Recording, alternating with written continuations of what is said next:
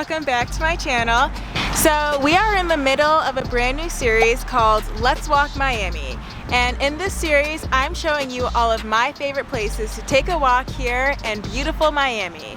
Today, we are walking part of the Rickenbacker Causeway.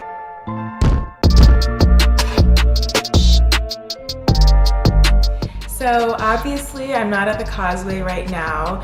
I was there trying to film and it was just way too windy and loud for the microphone, so I had to come home.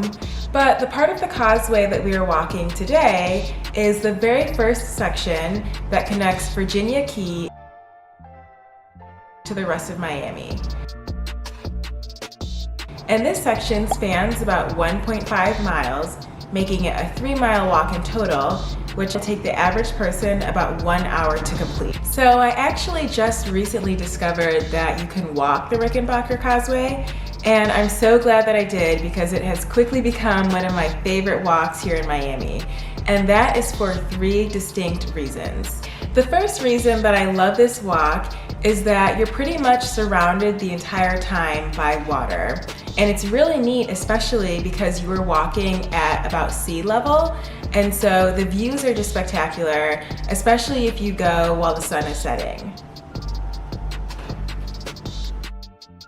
The second reason I love this walk is that the causeway is lined with beaches on both sides. So the sandy beaches are on the southern side of the causeway, and this is also where the walking path is. And although these beaches are pretty small, it's surprisingly easy to find your own little section if you want to feel like you have a private part of the beach just to yourself.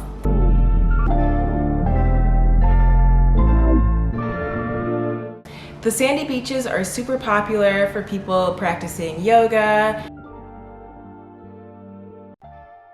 playing with their dogs, having a picnic, or even a small get-together. So on the northern side of the causeway are the rocky beaches, and these beaches are far less busy because there's no walking path on the northern side of the causeway.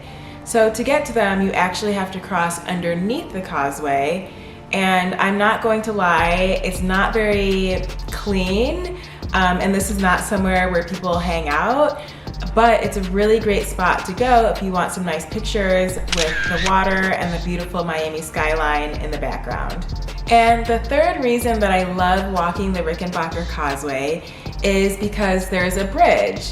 And I love this bridge simply because it makes the walk a little bit more interesting and also more physically engaging. And being that we are here in South Florida, you don't really come by elevation changes that much. So this bridge is really a welcome sight if you want to exercise with a bit of an incline, and overall it makes this walk pretty unique. What's also really cool is that once you cross the bridge and you've officially entered Virginia Key, the sandy beaches are much larger. So if you aren't feeling the smaller beaches before you reach the bridge, the beaches in Virginia Key might be a better fit for you.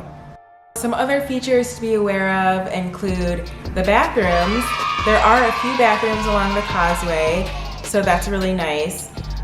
Also, I would say that the causeway is pretty accessible up until you reach the bridge. The path is pretty wide and flat, and it should be easy enough to manage if you are in a wheelchair. Overall, I think this causeway has a lot to offer.